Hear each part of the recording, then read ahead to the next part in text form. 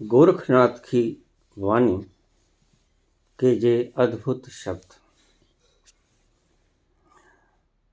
शब्दें मारी शब्दें जलाई, ऐसे मोहम्मद पीरम, ताके भरम न भूलो काजी, सो बल नहीं शरीरम। फिर सुनिएगा शब्द को। शब्दें मारी शब्दें जलाई,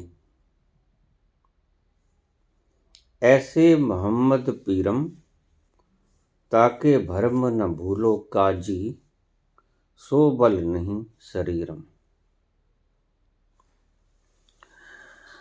प्रकाश की जरूरत वहीं पड़ती है जहां अंधेरा, जहां कालिमा गहन रूप से छाई होती है, वहीं जरूरत होती है प्रकाश की। शब्दें मारी शब्दें जलाई, अद्भुत बात करते हैं गोरख। गोरख वाणी का बड़ा क्रांतिकारी सूत्र।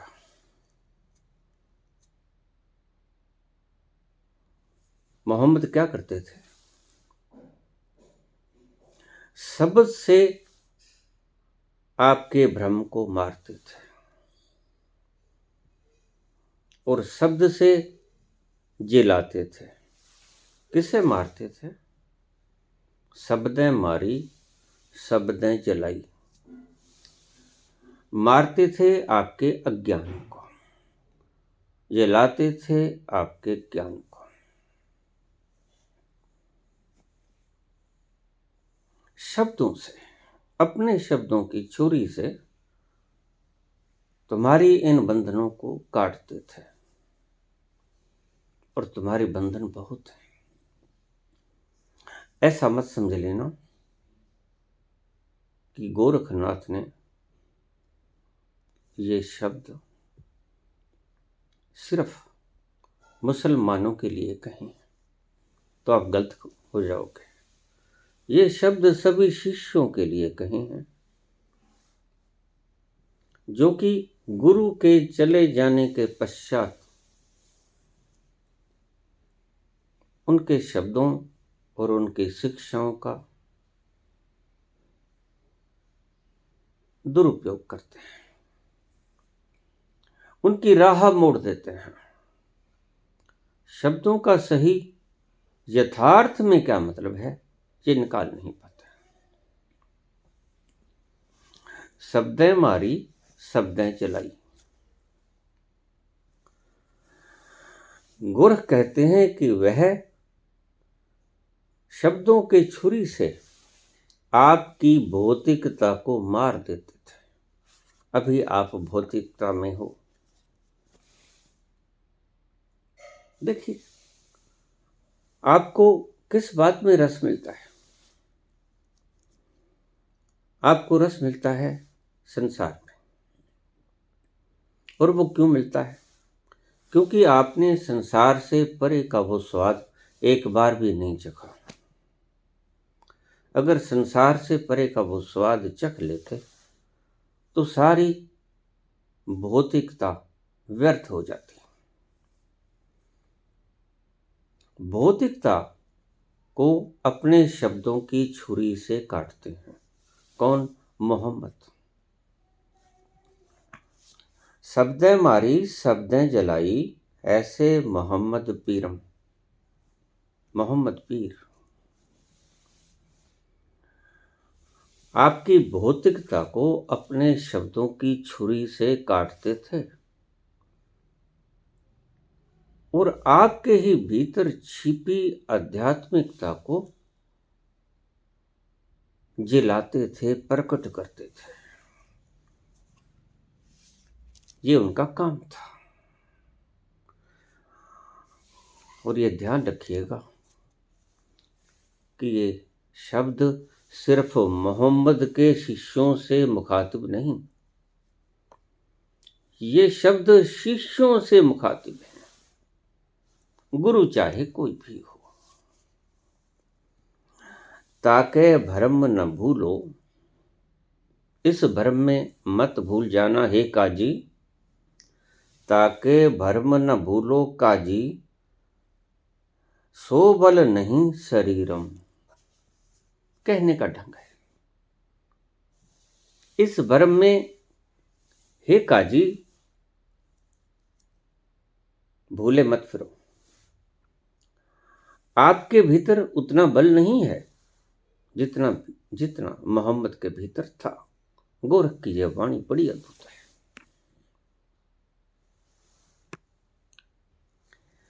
हे काजियो, उनके भ्रम में ना भूलो,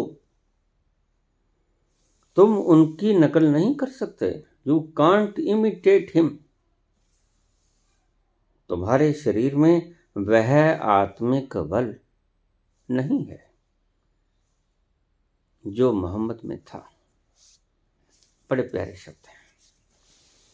सीधी सीधी काट, और अकेली काजियों पे नहीं, मौलवियों पे नहीं, सभी शिष्यों पे, वो पंडे, पुरोहित, किसी भी धर्म के, पादरी, पाठी, कोई भी शिष्य किसी भी धर्म से ताल्लुकात रखता है, उनके बारे में ये शब्द बोले गए हैं। इस भ्रम में मत पड़ना कि आप गुरु को पढ़कर गुरु ही हो गए हो। लेकिन ऐसा ही है दुर्भाग्यवश। हिंदू से पूछो कि तुम क्या जानते हो अपने धर्म के बारे में, वह कहेगा गीता, हनुमान चालीसा, शिव चालीसा, भागवत सप्ताह,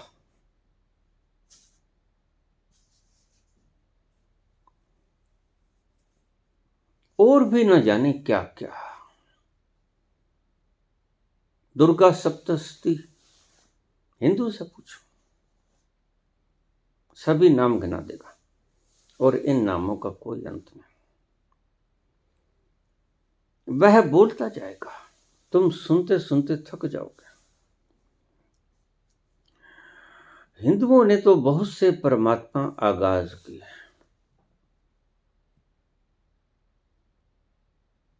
आगाज में इसलिए कहता हूं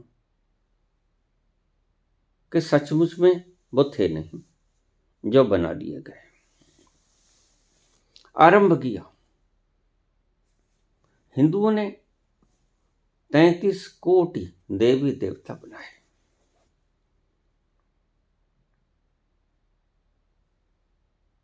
तैंतीस प्रकार के। मुसलमानों ने एक अल्लाह को ही माना, क्योंकि मोहम्मद ने, कबीर ने, फरीद ने, कृष्ण ने, राम ने, रामकृष्ण ने, मीरा ने, दादू, चैतन्य, इन सभी ने देखा तो एक अल्लाह ईश्वर को देखा। दो तो कभी किसी ने देखे नहीं, और अगर किसी ने दो देखे तो मान लेना पक्का कि इसने देखा ही नहीं। बहस बहुत करेंगे, बहस ही करने योग्य हैं। जो व्यक्ति जान लेता है वह बहस नहीं करता, वह बांटता है।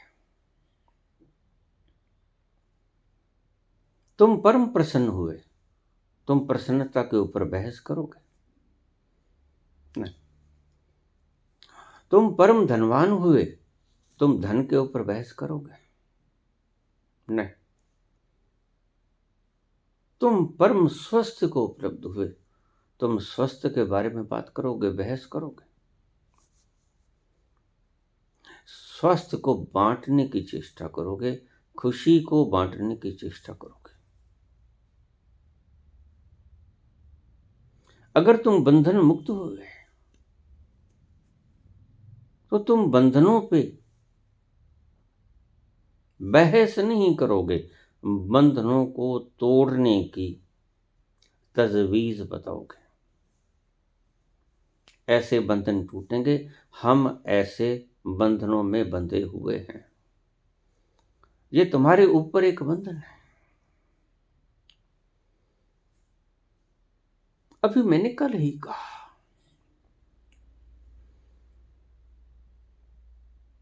कि टाइम बाउंडेड होना परमात्मा तक नहीं पहुंचाता। और जब व्यक्ति परमात्मा तक पहुंच जाता है, उस खुशी तक पहुंच जाता है, तो बड़े मजे की बात है। उससे बड़ा टाइम बाउंडेड कोई होता ही नहीं। ये विपरीत लगेंगी आपको बातें, लेकिन सत्य है। और चिंता भी मत करना कि क्या करें, हमें जाना पड़ता है, दुकान खोलनी पड़ती है, व्यापार करना पड़ता है, दफ्तर जाना होता है, बाल बच्चों का पालन पोषण करना होता है। सब कुछ करो, अनिवार्य है। ईश्वर का काम समझ के करो, साक्षी भाव से करो। लेकिन अभी तुम बंधन में हो, ये सदा ख्याल रखो। ये कहने का मेरा ये मतलब था। कुछ लोगों के मेरे पास प्रतिक्रियाएं आई, तो क्या बाबा इस्तीफा दे दें, क्या दुकान बंद कर दें, उससे क्या हो जाएगा? मनोस्थिति अगर नहीं बदली तो परिस्थिति को बदलने का लाभ क्या है? माना तुम परिस्थिति को बदल दोगे, लेकिन ये बेरोजगार कितने फिर रहे हैं, क्या ये परमात्मा को पा गए? इनके ऊपर कोई बंधन नहीं। इन्हें ऑफिस के ऊपर नहीं जाना होता सुबह, और इन्हें कोई दुकान नहीं खोलनी होती, कोई कारोबार नहीं करना होता। नहीं, ऐसा नहीं। शब्दों के पकड़ जाल में मत आ जाना। मैं मात्र एक आपसे तथ्य की, फैक्ट की बात कर रहा था कि आप मात्र सुनकर थोड़े से आनंद को पाकर यह मत भूल जाना कि अभी कुछ रास्ता बाकी है। धीरे धीरे ये बंधन कटेंगे, धीरे धीरे ये मान्यताएं टूटेंगी। और जब आपकी मान्यताएं पूरी तरह टूट गई, तो फिर आप कहीं भी जाओ, दफ्तर जाओ, जंगल जाओ, घर रहो, दुकान खोलो, फिर आप कुछ भी करो। बंधन तभी तक है जब तक आपने सर्वोच्च ज्ञान उपलब्ध नहीं कर लिया। डॉक्टरेट करने के बाद कायदा आपको बांध पाएगा? कायदा आपको तभी तक बांधेगा जब तक आपने कायदा सीखा नहीं। और जैसे ही आपने कायदा भी सीख लिया, सभी कक्षाएं भी पास कर ली,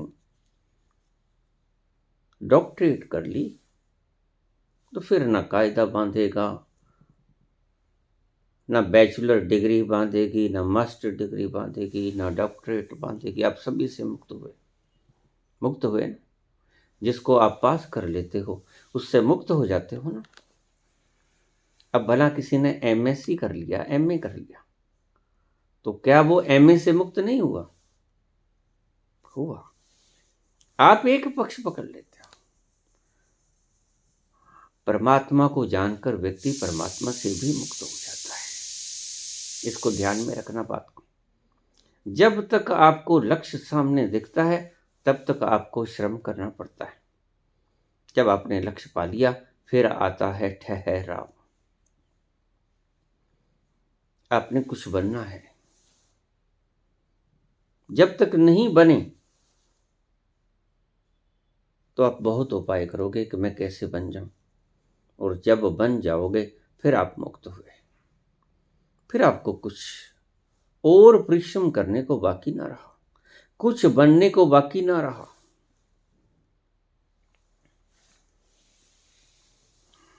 कल ही मुझे किसी ने प्रश्न पूछा कि ज्ञानी और अज्ञानी में भेद क्या है, थोड़े से शब्दों में बताने की कृपा करेंगे? बिल्कुल। अज्ञानी वह जो कहता कि मैं करता हूं सब, और ज्ञानी वह जो कहता है कि मैं कुछ भी नहीं करता। ज्ञानी वह जो कहता मेरा कुछ भी नहीं,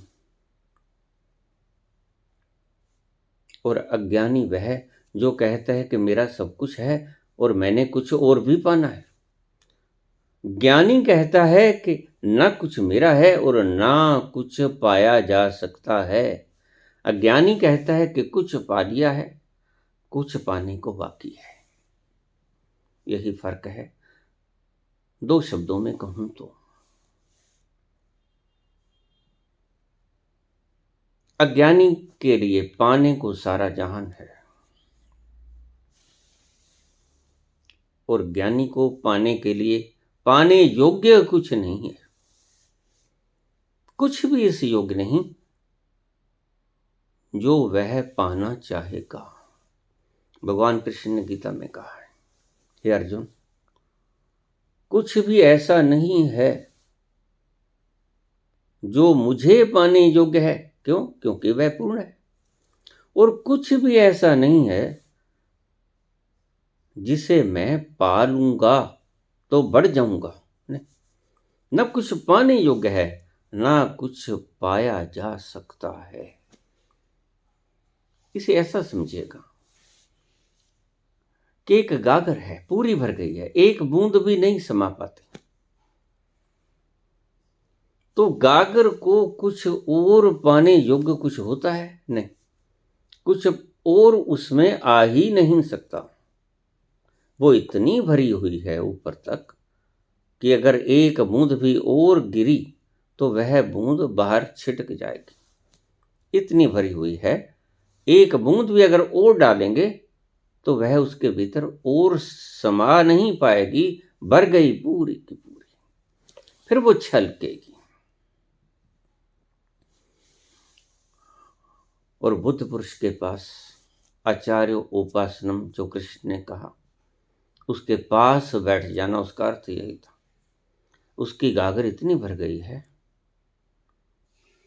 कि उसमें जब और पड़ेगा, निरंतर उसमें अमृत बरस रहा है ऊपर से, वह समा तो सकता नहीं, बिखरेगा। और उस बिखरते हुए आनंद को आसपास की सारी दीवारें, ये हवाएं, ये चौखाटें, ये दरवाजे, ये खिड़कियां, ये छत, ये सारा सामान, और अगर तुम बैठे होगे तो तुम भी उसे पी जाओगे। जहां भी वो छल की, वहां उसकी हदूद में जो भी आया वह भी छलक गया, वह भी भर जाएगा धीमे धीमे। एक दिन तुम भी खाली पात्र थे, एक दिन संत भी खाली होते हैं, एम्प्टी। और धीरे धीरे एक बूंद बूंद बूंद करके घड़ा भरता है। आपने सुना होगा, एक एक बूंद करके आपके भीतर भी जुड़ती जाएगी वह संपदा, और एक एक बूंद करके आप में वो जुड़ती हुई संपदा आपको खुशियां प्रदान करती जाएगी। और एक दिन ऐसा आएगा, वक्त लगेगा, जब वो गागर ऊपर तक भर जाएगी। और एक वक्त ऐसा भी आएगा जब वो ऊपर तक भरी हुई गागर में और समाहित नहीं हो पाएगा, फिर वो बाहर बिखरेगा। और उस बिखरने को ही कृष्ण कहते हैं आचार्यो उपासनम। ऐसे आचार्य के पास बैठ जाना, बस उसे बोलने की आवश्यकता नहीं, उसे कुछ उपदेश ग्रहण करने की आवश्यकता नहीं। वो तो महज कागज पे लिखे हुए कुछ शब्द हैं काले। इसलिए मैंने बहुत बार आपसे कहा कि सिद्ध पुरुषों की समाधि के सिर्फ पास बैठ जाना, हालांकि सिद्ध कुछ बोलेगा नहीं, संत दफन है वहां कुछ बोलेगा नहीं, संत की अस्थियां हैं वहां कुछ बोलेगा नहीं, लेकिन मौन में जो कह जाएगा संत, वह कह जाएगा जो शब्दों में कहा नहीं गया। मौन में वह बोल जाएगा संत जो शब्दों में कभी बोला ही नहीं जा सकता।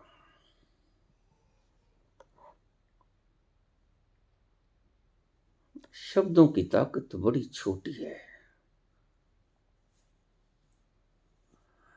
सही अगर मैं अर्थ करूं तो शब्द अर्थहीन है। क्यों? क्योंकि जहां तक पहुंचना चाहते हो शब्द वहां तक पहुंचा नहीं पाएंगे। इस मसले में अर्थहीन है। सही पूछो तो शब्द सुलझाने की जगह उलझाते हैं। आज इतनी रक्तपात, काट मार, तर्क वितर्क, डिस्कशन, आरोप प्रत्यारोप क्यों है? मात्र शब्दों के कारण। अगर तुम थोड़ी देर शांत होकर, मौन होकर बैठ जाओ तो धीरे धीरे पाओगे तुम्हारी अंतर यात्रा शुरू हो गई। और अंतर्मुखी होने के लिए सबसे पहले पहले जो योग्यता है वो ये है कि बहिर्मुखी होना बंद कर दो। पहली पहली योग्यता अंतर्मुखी होने के लिए। मुझसे बहुत लोग प्रश्न पूछते हैं, बाबा अपने ही भीतर जाने के लिए क्या करें? देखिए, दयनीय हालत हो गई है व्यक्ति की। अब पूछने वाले जो सवाल पूछते हैं, संत का हृदय रोता है। संत हृदय नवनीत समाना।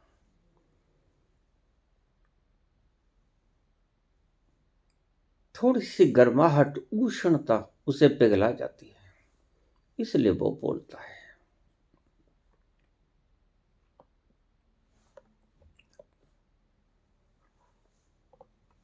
कितनी बात। दयनीय शब्द पूछ रहे हैं, प्रश्न दयनीय पूछ रहे हैं कि बाबा अपने ही भीतर जाने के लिए क्या करें? इससे ज्यादा दयनीय प्रश्न हो नहीं सकता कोई। तुम ये पूछो कि मैं अपने ही घर में कैसे प्रवेश कर जाऊं। घर तुम्हारा, मलकियत तुम्हारी, संपदा तुम्हारी, और तुम पूछते हो दूसरों से मैं कैसे अपने ही भीतर प्रवेश करूं। इससे ज्यादा दीन और हीन अवस्था और क्या होगी? मेरी दृष्टि में इससे ज्यादा दीनहीन अवस्था कभी हो नहीं सकती।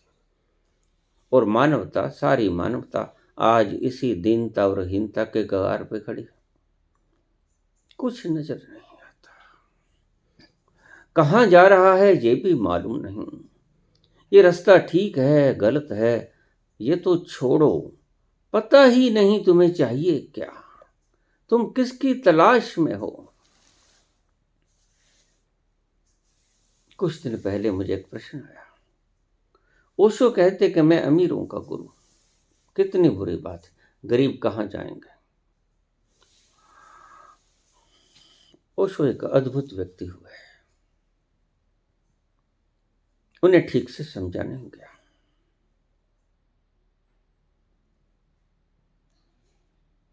ओशो ये नहीं कहते कि मैं अमीर भक्तों का गुरु हूं। नहीं, उनके कहने का तात्पर्य आप समझे नहीं।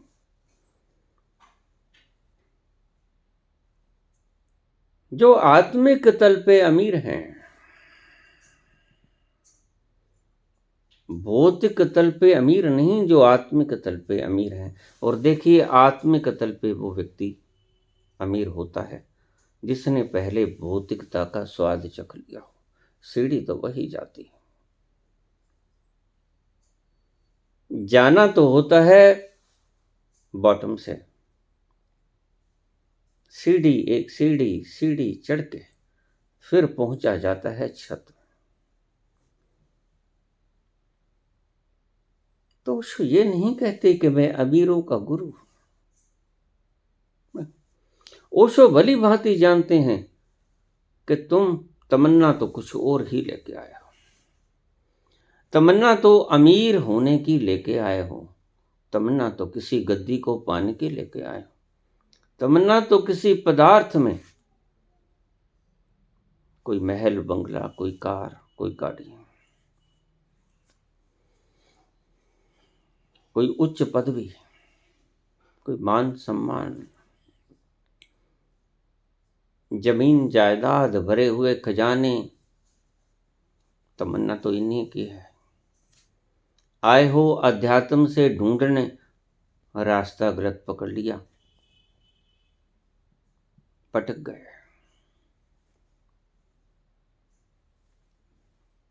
अगर धन चाहिए, मान सम्मान चाहिए, गद्दियां चाहिए, तो बाबा नानक की एक बात याद रख लेना, मैं आपको सूत्र बता देता हूं अमीर होने का। बिल्कुल सही सूत्र है। 1% का 1000वां हिस्सा भी गलत नहीं, शुद्ध सूत्र है। सुनिए, अमीर होने का सूत्र सुनिए। पापा बाज न होवे कट्ठी, पाप करो, झूठ बोलो, कफर तोलो, अमीर ही होना है, अमीर ही होना है। झूठ बोलो जितना बोल सकते हो, झूठ पकड़ा भी जाए तो भी मानो मत, हंसा मत करो।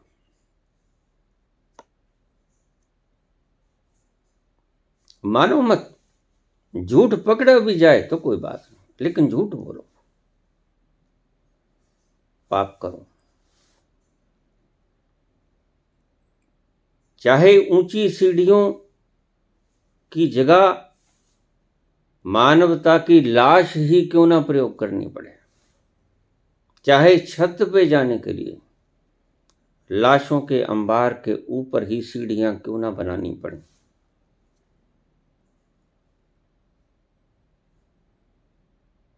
पापा बाज न होवे कट्ठी। जितने पाप करोगे उतने ही धनवान हो जाओगे। वो धन चाहे किसी भी चीज का, गोधन, गज धन, बाज धन और रतन धन खान, खानों के मालिक हो जाओगे। धन की खानों के, हीरे जवाहरात की खानों के मालिक हो जाओगे अगर झूठ बोलोगे, पाप करोगे। बाबा कहते हैं पापा बाज न होवे कट्ठी। सीधा सीधा सूत्र, आप गुम क्यों हुए हो, राह भटक गए हो, राह को भटको मत। और देखिए, वाल्मीकि डाकू ही, रत्नाकर डाकू ही वाल्मीकि हो पाते हैं। अंगुली माल डाकू ही, हत्यारा ही परम संतत्व को उपलब्ध हो पाता है। क्यों? क्योंकि ये पाप की आग इतना जलाती है कि उस प्रायश्चित की अग्नि में तुम्हारा अहंकार बह जाता है। आंसुओं की बाढ़, अश्क की बाढ़ ऐसी आती है जब प्रायश्चित की अग्नि तुम्हारे सारे पापों को बहा के ले जाती है। पाप, अहंकार, इल्यूजन्स, भ्रम, मिसअंडरस्टैंडिंग्स, अमीर ही बनना है तो कृपा करना। संत के वचन कभी मत सुनना। अभी तो आप खिचड़ी सुन रहे हो, अभी तो आप शुद्ध शुद्ध वचन सुने ही नहीं। निश्चित ही संत का वचन तो एक ग्रोफुलनेस है, अट्रैक्ट करेगा। निश्चित ही उसके भाव में बह जाओगे, बड़ा आनंद आएगा। मुझे लोग कह देते हैं, बाबा वीडियो थोड़ी सी छोटी डाला करो। और मुझे ऐसे भी लोग कह देते हैं, बाबा थोड़ी सी बड़ी बना दिया करो, थोड़ा सा आनंद में समय और कट जाए। जितना समय आपको सुनते रहते हैं उतना समय बड़ी मस्ती में व्यतीत होता है। ऐसा लगता है जैसे आप नहीं, हम ही बह रहे हैं उस आनंद के सागर में, गोते खा रहे हैं, उस मस्ती के सुरूर को हम ही पिए जा रहे हैं, ऐसा प्रतीत होता है। तो आप थोड़ी लंबी कर दिया करो, 2-3-4 घंटे की भी हो जाए तो चलेगा। लेकिन कुछ लोग कहते हैं, मैं दोनों की ही दुविधा को समझता हूं। जो कहते हैं कि छोटी वीडियो बना दिया करो, उनकी दुविधा भी मैं समझता हूं। लाचारी, वक्त की कमी, घर का पालन पोषण, उत्तरदायित्व, गृहस्थी को संभालना, बीमारी शुमारी, बहुत कुछ उनके सर पर है, वक्त नहीं। क्या करें, वो भी जरूरी है, वक्त कम है। इतने वक्त में अगर छोटी वीडियो को सार रूप में समझा दिया जाए तो कितना शुद्ध होगा बाबा। बात ठीक है उनकी, और सही पूछो तो अगर सार रूप में ही सुनना चाहते हो तो मैं बोल तो दूंगा, सभी संतों ने सार रूप ही बोला, आप समझ नहीं पाओगे, ये मुश्किलात होगी। फिर आप आगे आगे प्रश्न करोगे, आगे आगे उत्तर मिलेंगे और पूरी गीता बन जाएगी। फिर आखिर में आप कहोगे, नष्टो मोहा समृतिर्लब्धा।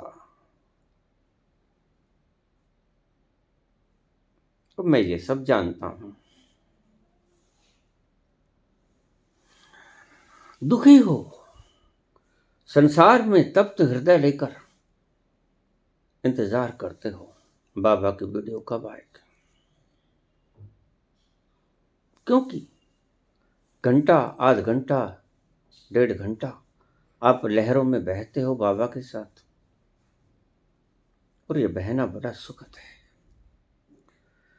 बहना ही सुखद है सदा, यही तो सीख लो। मैं तुम्हें कुछ बोलकर, खुद बहकर आपको कुछ सिखा रहा हूं। अभी तो मेरे साथ बहोगे, फिर इंडिपेंडेंट रूप से बहना सिखा रहा हूं आपको। बहना सीखो, यही कला आपको सिखा रहा हूं। पहले अपने बहाव में बहूंगा और बहते बहते बहते बहते आप सीख जाओगे कैसे बहना है। फिर तो आप आजाद पंछी हो जाओगे। पक्षी का बच्चा जैसे उड़ता है आसमान में, बड़ी खुशी होती है। जैसे ही पर खुलते हैं, बड़ा नाचता है, दूर दूर तक की यात्राएं करता है और प्रसन्न होता है। इससे पहले कभी नाचा ना था, इससे पहले कभी पर न फैलाए थे, इससे पहले कभी उन्मुक्त आकाश का विचरण नहीं किया था। आज प्रथम बार पंख खुले और उड़ा, और बड़ा मजा आया। क्या आनंद था उड़ने का भी। ये घोंसले में बैठे थे बेवजह, तुम भी घोंसलों में बैठे हुए हो। और पहले तो मुझे अपने ही भाव में तुम्हें बहने का आनंद दिखाना होगा।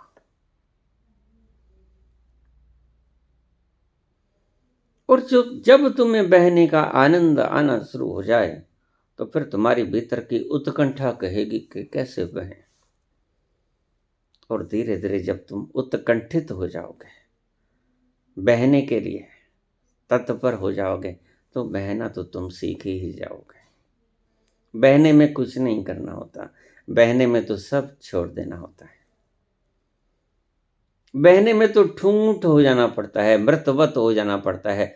फिर नदियाँ खुद ही बहा के ले जाएगी आपको गंगा में। बहने के लिए कुछ करना पड़ता है क्या? नदियाँ में बहने के लिए कुछ करना पड़ता है क्या? सब करना छोड़ देना होता है। बस छोड़ दो सब उसी पर जो तुझ पावे।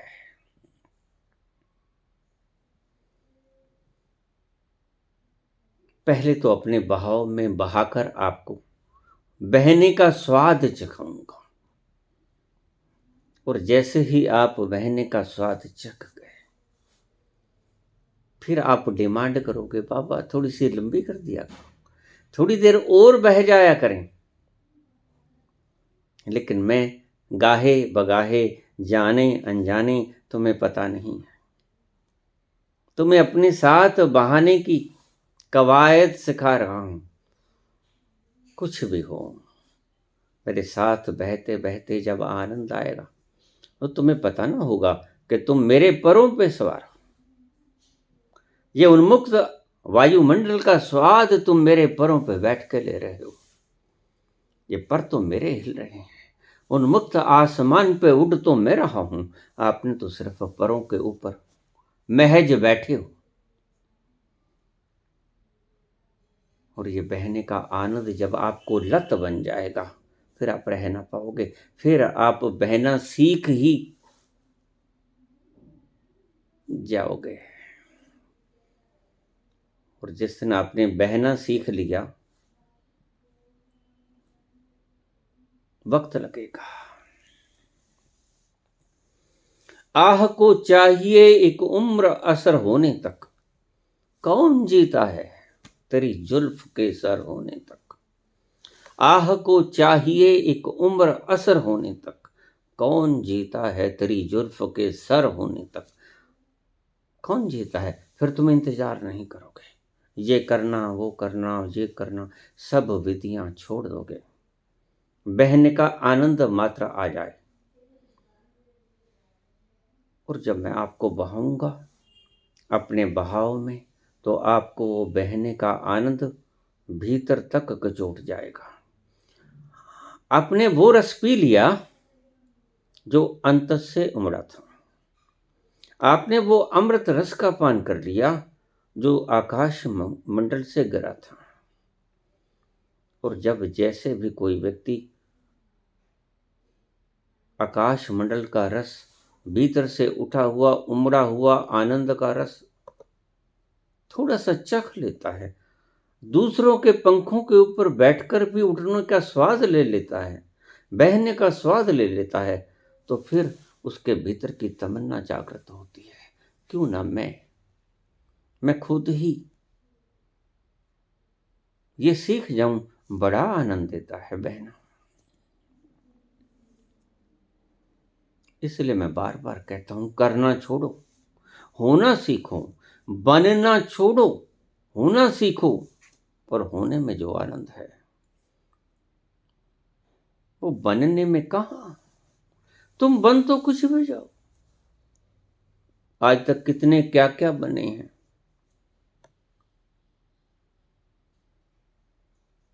सिख धर्म में एक बड़ी सुंदर परंपरा शुरू की गई, जो कि सनातन में नहीं थी। सिख धर्म में एक अनूठी परंपरा शुरू की गई। बहुत भीतर का ज्ञान रखने वाले लोगों ने यह परंपरा का आगाज किया था। कहते हमारे गुरुओं की नकल मत करो।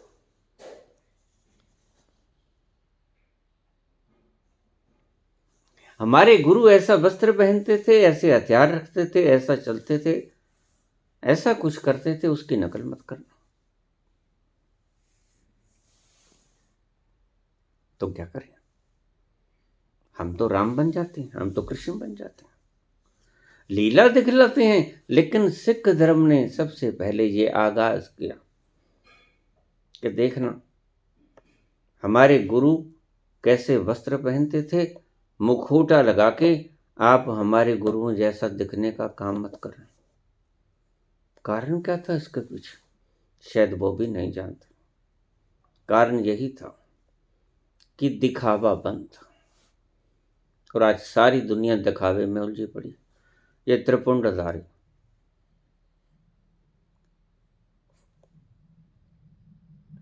ये क्या क्या कलोल करते हैं।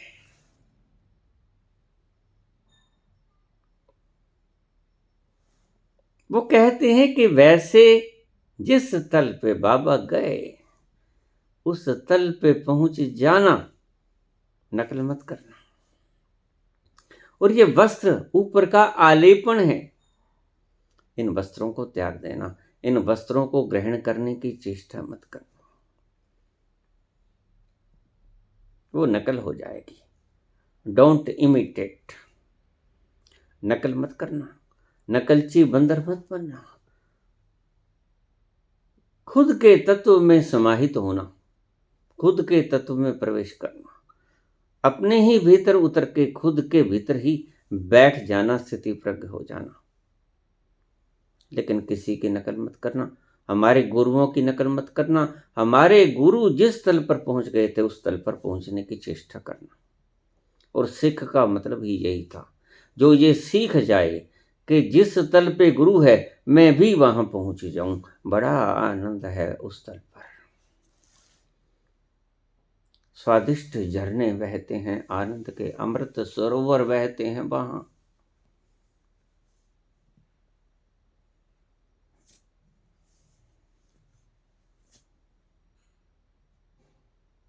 ये स्वर्ग का जो नजारा पेश करते हैं लोग, शराब के झरने बहते हैं, इंगित हैं। ऐसी शराब, स्वर्ग की शराब कुछ विलक्षण है। समझिए इशारा कहाँ है।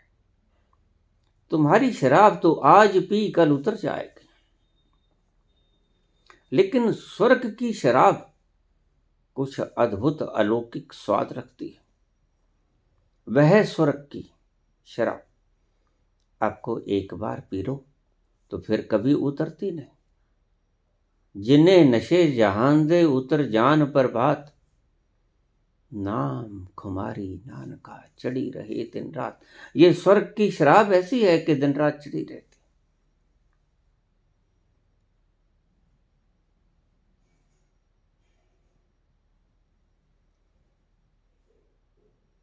लेकिन अभी तो आप नकल करना सिखा रहे हो, और नकल से कभी कोई असल में पहुंचा नहीं।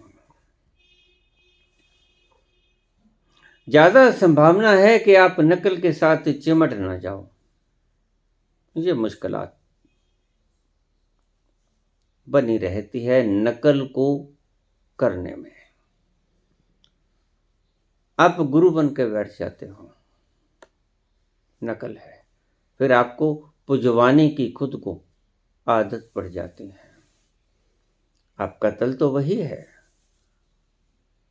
खोपड़ी सड़ी हुई, भ्रांतियों से युक्त, तुम खुद भ्रांत हो। गलत मान्यताओं को लिए हुए, धारणाओं को थोपे हुए आपकी खोपड़ी सड़ी गली धारणाओं को लेकर बैठी रहेगी। आप गुरु बन जाओगे, और जो भी आपको पूजेगा, आपके पास आएगा, आप वो सड़ी गली धारणाओं की बदबू उनके भीतर भी भर दोगे, दुर्गंध युक्त उनको कर दोगे। यही मुश्किलात है नकल करने में, इमिटेट करने में। और आज असल तो होता नहीं, क्योंकि असल में तो अपना शीश कुर्बान करना पड़ता है, वह तो हो ना सकेगा। फिर हम नकल करते हैं। वस्त्र पहन लो, वैसे ही बन जाओ, वैसा ही मेकअप कर लो, वैसा ही दिखने लगो, वैसे वस्त्र आभूषण ग्रहण कर लो, वैसे ही आकृति बना लो। अभी मैंने देखा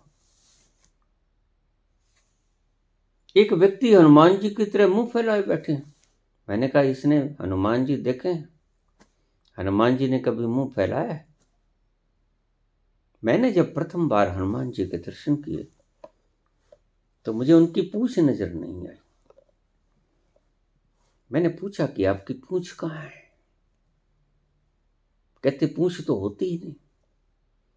बड़ी मुश्किलात पेश आई। अभी तक तो हमें पूंछ वाले हनुमान जी दिखलाए गए, और फिर बंदर की तरह मुख जैसा आप बना देते हो, जैसे यहां कोई अंटारे फंसे हो। ऐसा कुछ नहीं है, वो बंदर नहीं है। और भला बंदर में इतनी प्रतिभा, ज्ञान, गुण के सागर।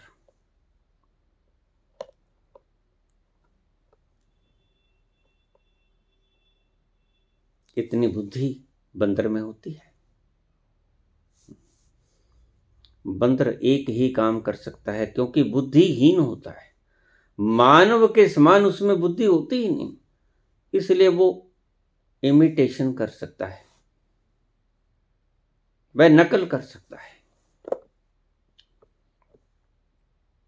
ज्ञान गुण सागर, सभी गुणों का, ज्ञान का समुद्र भंडार, अतुलित बल धामा। इतना बल है जिसको तोला नहीं जा सकता। अतुलित बल धामा, इतना बल। और मैंने अपनी बायोग्राफी में बताया कि मैं जब ट्रेन में जा रहा था, टीटी के वेश में मेरे पास आया, लंबा ऊंचा कद, माथा लाल सुर्ख। ये तो लाल चंदन लगा लेते हैं, ये तो लाली लगा लेते हैं। आपने सही हुस्न देखा ही नहीं, आपने सही हनुमान जी का ग्लो कभी देखा ही नहीं। धन्य है वो जो कभी देख लेंगे उनका सत्य ग्लो। सत्य में लाल सुर्ख चेहरा उनका, लाल देह लाली लसै। आह, क्या बात है! इतना सुंदरतम रूप, इतना सुंदर निखार, चेहरे की लालिमा।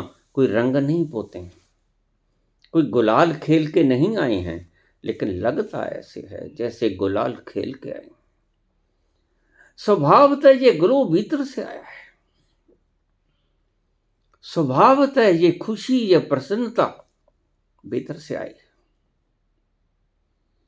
और ऊंचा सा माथा और इतनी सुंदर रूप कि चेहरा टकटकी बांध के देखने को मन करे। ऐसा सुंदर गलो। और मैंने एक सहज टीटी समझा, मेरी बुद्धि ने काम नहीं किया। लेकिन मुझे यह पता नहीं था कि इतनी कृपा उनकी मेरे ऊपर हो जाएगी। घर से चला था खुशी की तलाश में, और खुशी का मार्गदर्शन का रास्ते में ही मिल गया। मेरे पास आए, अद्भुत खुशबू बिखरे, वातावरण एक मदहोशी में छाया हुआ। टिकट, मैं कुछ नहीं बोल रहा, टिकट टिकट का नहीं है क्या? क्यों नहीं? मैंने कहा नहीं है, टिकट नहीं है। बिना टिकट बैठ गए? हाँ। क्यों बैठ गए? पैसे नहीं। कहाँ चले? हरिद्वार, ऋषिकेश। क्यों चले? साधु बनूंगा। मस्त आनंद जीवन छोड़ चला, सब घर बार। कोई कर्ज नहीं, कोई फर्ज नहीं। मैंने कोई फर्ज दिमाग के ऊपर लाया ही नहीं, ना शादी की, ना बाल बच्चे, ना कोई मेरा कर्ज फर्ज है। मेरे माँ बाप की सेवा करने के लिए मेरे और 4 भाई सलामत हैं। 1973 की वो 3 जनवरी की शाम को मैं चढ़ा और 4 जनवरी की सुबह की बात है, 1973 का सन।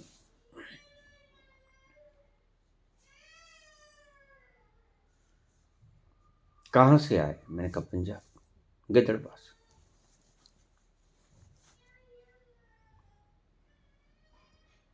तब तक मुझे पता नहीं था ये मात्र एक टीटी नहीं है, टिकट चेकर नहीं है ये। मेरी तरफ बड़ी वात्सल्य भाव से देख रहे थे और बड़ी स्नेहपूर्ण वार्तालाप कर रहे थे।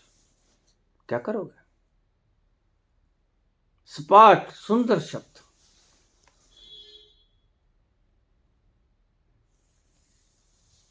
घर से भाग के आए? नहीं। और आज्ञा लेके आए? हाँ। आज्ञा दे दी घर वालों ने? हाँ। पिता के चरणों में सिर रखा है, मैं जा रहा हूं, अब यहां रहना अच्छा नहीं लगता।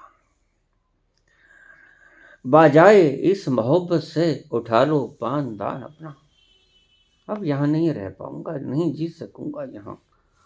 पल पल भारी वो शक्ति क्या, कौन कौन थी वो शक्ति जिसने कुछ ऐसा किया, जिसने मुझे जीवन दान दिया। और इस 60 किलो की 70 किलो की लोथ को उठा के गाड़ी के भीतर प्लेटफॉर्म में धकेल दिया। कौन था? एक प्रश्न निरंतर मुझे खाए जा रहा था। चलो ठीक, लक्सर जंक्शन का वो भाग्यशाली स्टेशन, वेटिंग रूम में बैठ गए। भूख लगी है? हाँ। कुछ खाया? नहीं। चलो। देसी घी के मोटे मोटे आलू के परांठे, पेट भर गए। और न जाने उन्हें कैसे पता लग गया कि मैं चाय का बड़ा शौकीन था। पूरा बड़ा तुम्बा भर के चाय का पीता था मैं। पिता की हलवाई की दुकान थी, शुद्ध दूध तब मिलता था, आज नहीं मिलता।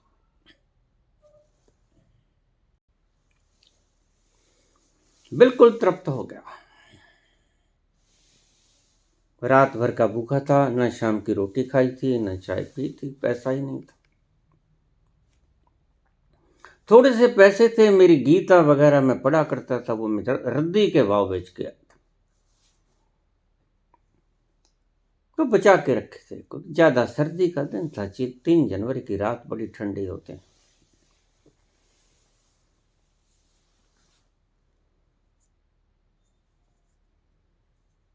कहीं कोई एक आध कप चाय पी लिया होगा।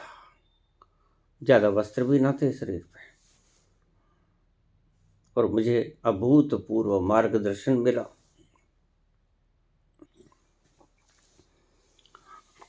वापिस चले जाओ पुत्र, सब ठग बैठे हैं।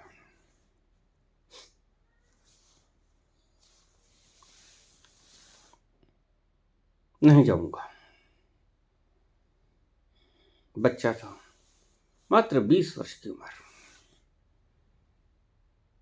कच्चा, अभी कोई संसार का अनुभव भी ना था, भावनाओं के सहारे बहा जा रहा था।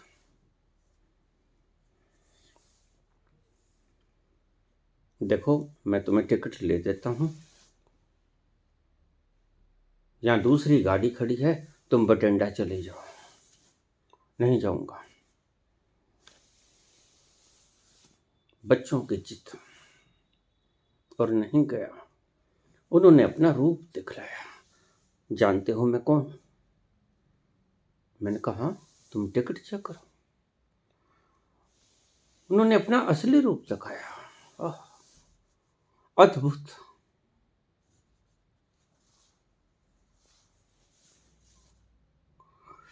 सुंदर रूप, सलोना।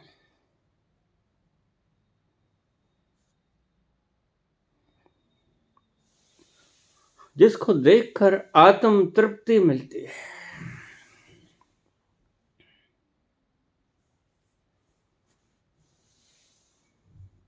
और मैं अपना शीश चरणों में नतमस्तक हो गया मैं। जिद बरकरार थी बालक की तरह, नहीं जा पाओगे पुत्र, वापस लौट जाओ।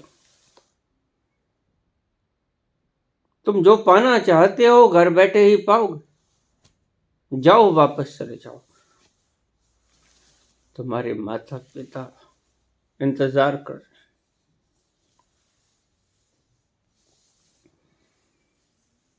और सारी कहानी मेरी बायोग्राफी में वर्णित है। बड़ी कोशिश की, गाड़ियां सामने से निकली लेकिन दिखी ही नहीं इतनी बड़ी गाड़ी।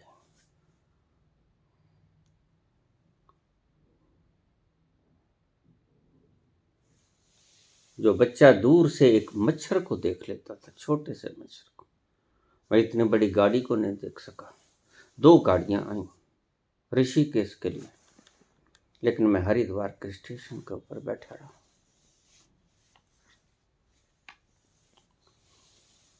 आखिर में गलत गाड़ी चढ़ गया। किसी कुली ने मुझे कहा वो आ रही है गाड़ी सामने, ये जाएगी ऋषिकेश। जा रही थी वो बठिंडा। वापस आना पड़ा। ये जो कहते हैं लाल देह लाली लसे है, अरुधरी लाल लंगूर, ये समानता कर रहे हैं।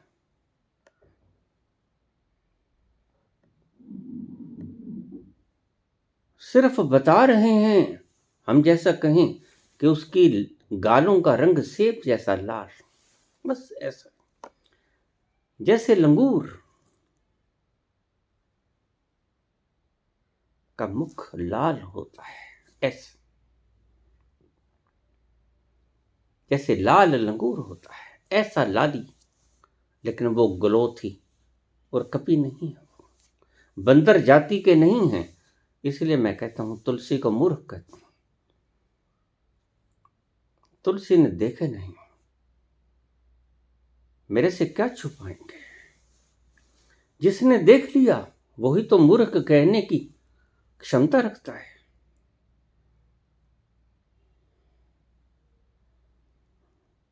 कपी का वर्णन किया है। कपी, प्रात लई जो नाम हमारा, तेहि दिन तिसी ना मिले आहारा।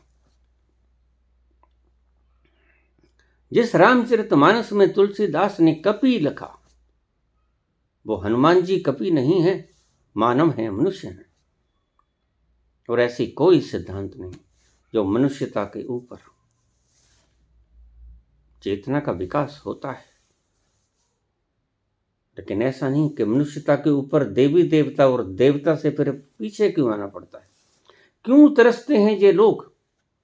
मनुष्यता से ऊपर होके देवता होके फिर वापस क्यों आना पड़ता है। फिर मनुष्य को चौराहा क्यों कहा गया, मानव को चौराहा क्यों कहा गया। फिर मुक्त होने के लिए नीचे कदम क्यों, सीढ़ियां नीचे क्यों उतरना पड़ता है। नहीं, मनुष्यता से ऊपर सिर्फ चेतनता उठती है, उसे देवता की उपाधि से हम अलंकृत कर देते हैं। मनुष्य से बड़ा ना कोई देवता है ना कोई भगवान है। ये जो आपको ज्ञान सिखाया गया सब गलत। मनुष्य ही देवता है, मनुष्य से बड़ा देवता कोई नहीं।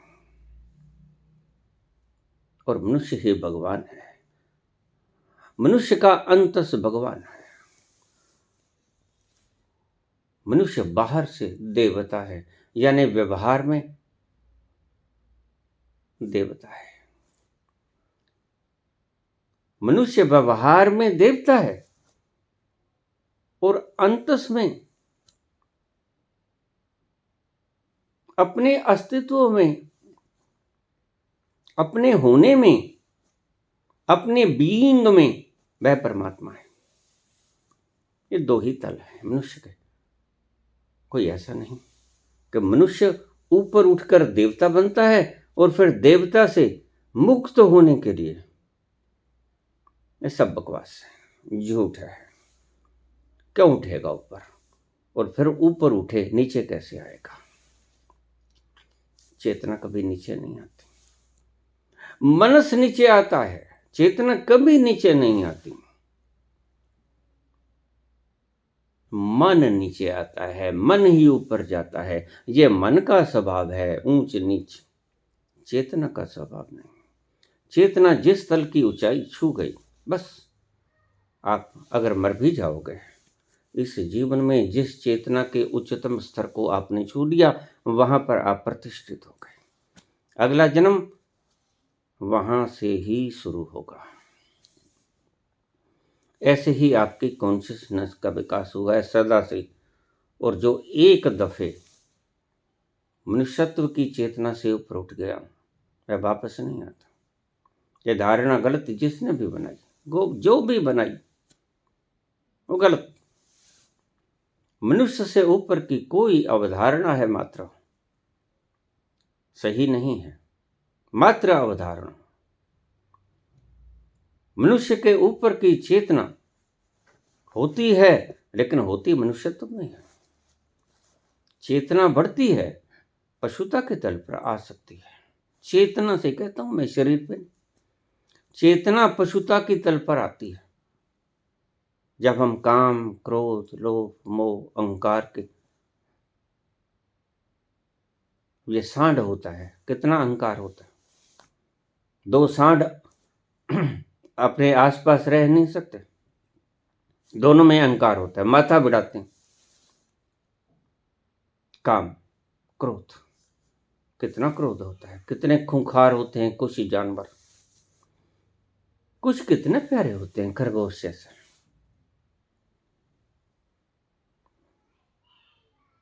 मनुष्यत्व के तल पर आई हुई चेतना का अधोपतन नहीं होता, मात्र उसके मनस का अधोपतन होता है, और उसके मनस का ही ऊर्ध्व गमन होता है। मनस का अधोपतन भी होता है, मनस का ऊर्ध्व गमन भी होता है। चेतना का ना अधोपतन होता है, ऊर्ध्व गमन अवश्य होता है। चेतना जब अपने ऊर्ध्व गमन में जाती है, ऊंचाइयों को छूती है, तो वो भगवान हो जाती है।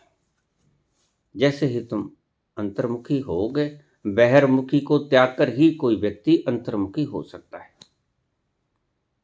तो तुम उस तल पर जाओगे जहां तुम परमात्मा हो। और जैसे ही तुम उस तल से बाहर आ जाओगे, तो तुम उस तल पर आ जाओगे जहां पर तुम मात्र मनुष्य हो। व्यवहार कर सकते हो पशुता का, निश्चित व्यवहार कर सकते हो तुम देवता का, लेकिन ऐसा नहीं है कि अगर तुमने पशुता का व्यवहार किया तो तुम पशु शरीर से हो जाओगे। नहीं, शरीर से नहीं हो जाओगे, शरीर तो वही रहेगा। चेतना भी नहीं गिरेगी, मनस का तल गिरेगा। मनस के तल ही उठेंगे, मनस के तल ही गिरेंगे। यह ऊर्ध्व और अधो, ये गमन दोनों तरीके का सिर्फ मनस के तल पर होता है, न चेतना पे होता है, न शरीर पे होता है। शरीर तो मनस का अनुगामी है। जहां मन जाएगा वहां शरीर जाएगा, जहां शरीर जाएगा वहीं मन चला जाएगा। एक दूसरे का रूप है।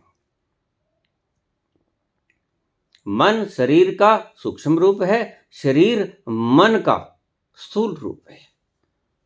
दो नहीं है, ये एक है।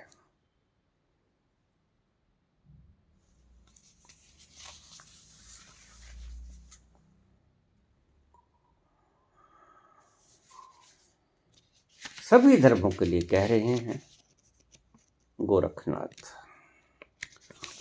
और बड़े सुंदर शब्द हैं। शब्दें मारी, शब्दें जलाई, शब्दों से ही तुम्हारे बहिर्मुखा वृत्ति को मारते हैं हजरत। शब्दों से,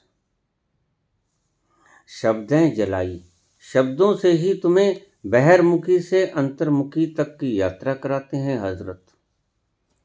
शब्दों का प्रयोग करना पड़ता है, क्या करें, मजबूरी है।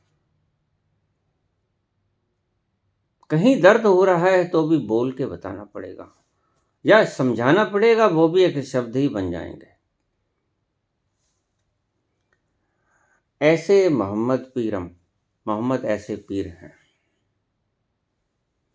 शब्द से ही तुम्हारी बाहर की यात्रा को समाप्त करते हैं, लौट आओ वापस। और शब्द ही तुम्हें अपनी अंतर यात्रा के लिए प्रेरित करते हैं। शब्दों जलाई भीतर जाने को जीना कहते हैं गोरख, और बाहर आने को मरना कहते हैं गोरख। जैसे ही तुम बाहर आए सुख से वंचित हुए, सुख तुम्हारे लिए मरा। जैसे ही तुम भीतर गए सुख तुम्हारा जीवित हुआ, सुख के तुम करीब आए। आनंद तुम्हारा जीवित हुआ, जैसे ही भीतर गए। आनंद तुम्हारा मरा, जैसे ही तुम बाहर आए। ताके भ्रम न भूलो, इस भ्रम में मत रह जाना काजी। ये काजी शब्द तो शब्द है मात्र, ये सभी के लिए प्रयोग कर लेना, पुजारियों के लिए, पंडों के लिए, ये तुम्हारे सिख धर्म के व्याख्याकर्ताओं के लिए,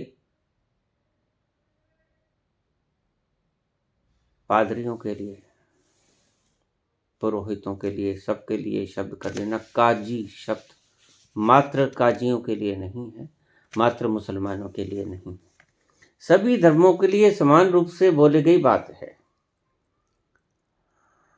सो बल नहीं शरीरम, तुम्हारे शरीर में वो आध्यात्मिक बल नहीं है जो हजरत के शरीर में था। हे काजियो, इस भ्रम में मत भूलो कि तुम उनकी नकल नहीं कर सकते। यू कैंट इमिटेट, इसलिए करो मत। नकल कर नहीं सकते, इसलिए तुम नकल करो ही मत। तुम हो जाओ मोहम्मद जैसे, हो जाओ जैसे भीतर से है मोहम्मद। तुम उनकी नकल मत करो। वैसा ही पहरावा, वैसे ही हाथ में हथियार, वैसे ही घोड़े के ऊपर सवारी, ऐसा मत करो। उनकी नकल मत करो। हे काजियों, और सभी धर्मों के लिए बोल रहे हैं, मैं बार बार आपसे चेता रहा हूं, सभी धर्मों को कहते हैं, हे काजियों, तुम मोहम्मद की नकल मत करना, क्योंकि तुम्हारा लेवल आध्यात्मिक वो नहीं है जो मोहम्मद के भीतर था। तुम्हारे शरीर में वह आध्यात्मिक बल नहीं है जो मोहम्मद में था। अति सुंदर शब्द गोरख, नकल मत करो। सबसे बड़ा खतरा है नकल करने में, तुम नकलची बंदर ही हो जाते हो, चिपक जाते हो उस नकल से। हमारी रामलीला में एक व्यक्ति राम का रोल करता था, उसे भ्रम हो गया। लोग पांव पूछते, उन 15 दिनों में तो पांव पूछते हैं राम जी के। स्टेज के ऊपर वस्त्र धारण कर लेते हैं तो सबसे पहले लक्ष्मण जी उनके चरण छूते हैं, आशीर्वाद लेते हैं। एक परंपरा है, परंपरा निभाते हैं, सभी आशीर्वाद लेते हैं। हनुमान जी आते हैं और सभी आते हैं, लेकिन पर्दे के पीछे उन्हें भ्रम हो गया था। 15 दिन की नकल, भ्रम हो गया कि मैं राम ही हो गया हूं, और बड़ी मुश्किलात हुई। मेरे पास आते, मैं क्या करूं, क्या करूं, मुझे तो भ्रम हो गया है। वो 15 दिन लोगों ने मुझे क्या पूजा, वो भीतर ही रम गया। तो जरा सोचना, 15 दिन की नकल उसके हृदय तक पहुंच गई तो आपने कितनी देर तक ये मान्यता की कि मैं शरीर हूं, मैं मन हूं, मैं इंद्रिया हूं। तो तुम कितने ज्यादा गर्त में उलझ गए होगे, इस चीज की कल्पना कर सकते हो। उस व्यक्ति ने राम का रोल करते करते राम को खुद पर आरोपित कर लिया कि मैं राम ही हूं। ऐसा ही होता है कुछ पात्रों के साथ। हम भी मान्यता दे देते हैं, जिसने कभी राम का रोल किया था, अभिनय किया था, उसको हम राम की तरह ही पूछना शुरू कर देते हैं। हमें भी भ्रमित कर जाता है व्यक्ति, और उसको भी भ्रमित कर जाता है। और ऐसा ही उसके साथ हुआ। और मुझे अक्सर वो बात करते ऐसा कि जैसे राम जी बोलते हैं। मैंने कहा तुम्हें साइकेट्रिक की आवश्यकता पड़ेगी, कोई दवा बूटी ले लो। अब ये भ्रम तुम्हारे ऊपर गहरा हो गया और तुम भी इसी भ्रम से युक्त हो। किसी ने तुम्हें कुछ बना दिया, किसी ने तुम्हें कुछ बना दिया, किसी ने तुम्हें कुछ बना दिया। कुछ यहाँ अंटारे फंसा के बैठे हो, हनुमान जी बने बैठे हो, पूछ लगाए, किसी को सूंड लगाए, किसी को सवारी उल्लू की दे रहे हो, किसी को सवारी गधे की दे रहे हो। ये सब तुम्हारे मनोवेग हैं, मनोकल्पनाएं हैं, और कुछ नहीं है। हकीकत कुछ नहीं है। तुम सपने में भी देख सकते हो। तुम कल्पनाओं में अपने आप को, तुम कहोगे, मेरे पास रोज ऐसे कमेंट्स आते हैं, बाबा ये क्या हो रहा है। तुम्हारा मन बड़ा बलवान है। और रोज साइंटिस्ट कहते हैं, मनोवैज्ञानिक, अचेतन मन में अद्भुत शक्ति है। वह तुम्हारे स्वर्ग और नरक का निर्माण कर सकती है। स्वप्न में देखते हो, क्या कुछ निर्मित नहीं हो जाता। और कुछ होता है, नहीं होता है, कुछ नहीं होता है। और जैसे आंख खुली सब टूट जाता है, कोई उसका अवशेष बाकी रहता है।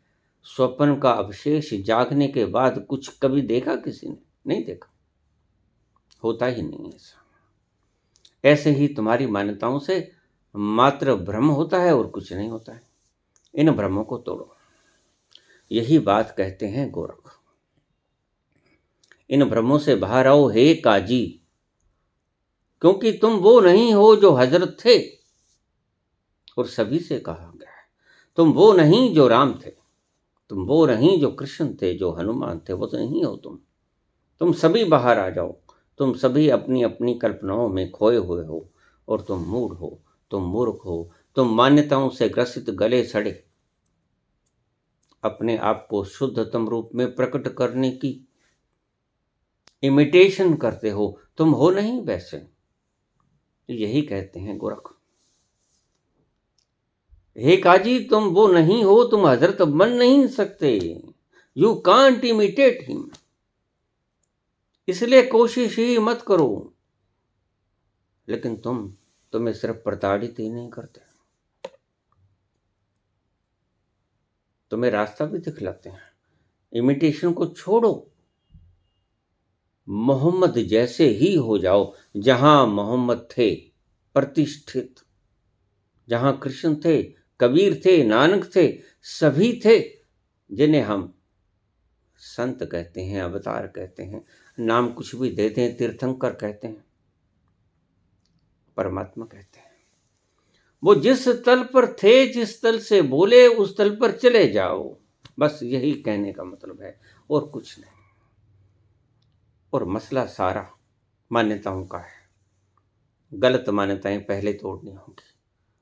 अगर खंडहर इमारत ये कहे कि मैं बिना टूटे नई इमारत बन जाऊं, तो मुश्किल है, असंभव है।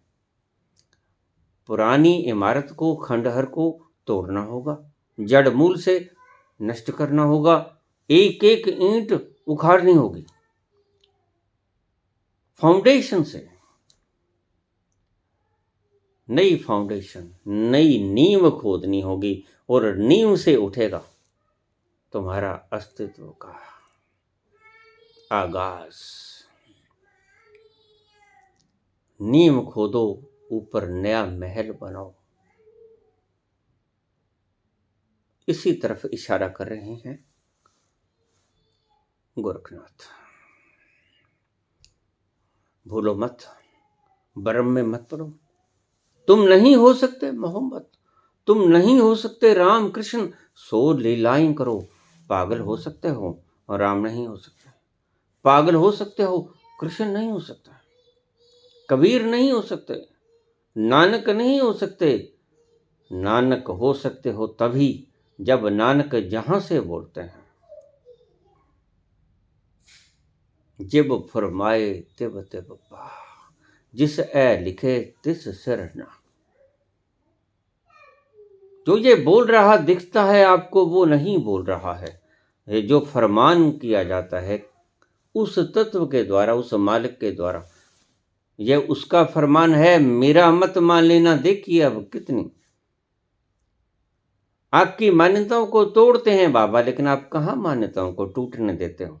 आप फिर से उन्हीं शब्दों को पकड़ लेते हो और उन्हीं के ऊपर चलना शुरू कर देते हो। बाबा खुद ही मान्यताओं को तोड़े जा रहे हैं, लेकिन आप कहाँ मानते हो।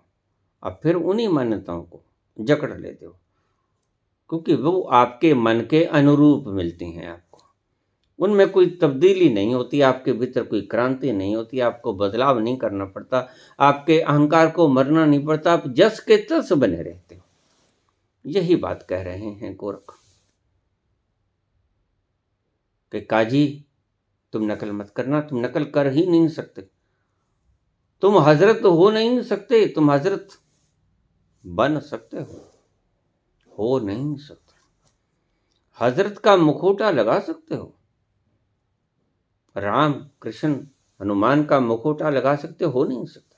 और भीतर से जो थे वो हो जाओ, कहने का ये मतलब है। इमिटेशंस को त्याग दो, इमिटेशंस धारणाओं को त्याग दो, मान्यताओं को त्याग दो, सत्य में प्रवेश करो। जो तुम सत्य में सदा से सनातन हो, ये है सनातन। जो सदा थे, कभी बदलोगे नहीं। शरीर तो रोज बदलता है, बच्चा होता है, जवान होता है, बूढ़ा होता है, मर जाता है, लेकिन जो तुम सत्य सनातन थे, आद सच जुगाद सच है भी सच, नानक होसिं भी सच। वहां पहुंच जाओ जहां सच है, था, सदा से था, अब भी है और कल भी रहेगा। धन्यवाद।